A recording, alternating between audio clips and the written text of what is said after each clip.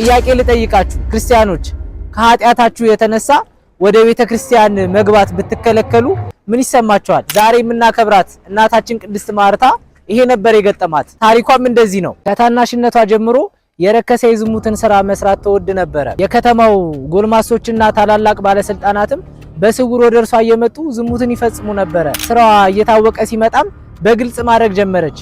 በከተማውም የታወቀች ዘማ ሴት ነበረች። ታዲያ አንድ ቀን የእርሷን ታሪክ የቀየረ አንድ ነገር ተከሰተ። ምዕመናን ወደ ቤተ ክርስቲያን የጌታችንን ልደት ለማክበር ሲገቡ እስኪ እኔም ወደ ቤተ ክርስቲያን ሄጄ ልሳለም ብላ ወደ ቤተ ክርስቲያን ትመጣለች።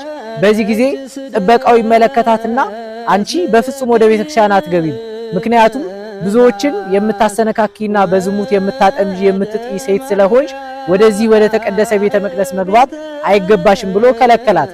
እርሷ እገባለሁ ስትል እርሱ ደግሞ አትገቢም ሲል በዚህ መሃል የቤተ ክርስቲያኑ አስተዳዳሪ ይሰማና ምንድነው እሱ ብሎ ይጠይቃል። እናታችን ቅድስት ማርታም አባቴ እባክህን አንድ ጊዜ ብቻ ወደ እግዚአብሔር ቤት እንድገባ ፍቀድልኝ እንጂ ከዚህ በኋላ ድጋሚ ወደዛ ወደ ረከሰ የዝሙት ኃጢአት አልመለስም ብላ ቃል ገባች። እርሱም በምን እንመንሽ አላት። እናታችን ቅድስት ማርታም እስከ ዛሬ ድረስ በዝሙትና በኃጢአት የሰበሰብኩትን ሀብትና ንብረት አምጥቼ በፊት አቃጥላለሁ ብላ አምጥታ አቃጠለችው። ወደ ቤተ ክርስቲያንም ገብታ ንስሐ ገባች። እሱ ብቻ አይደለም ራሷንም ተላሽታ መነኮሰች።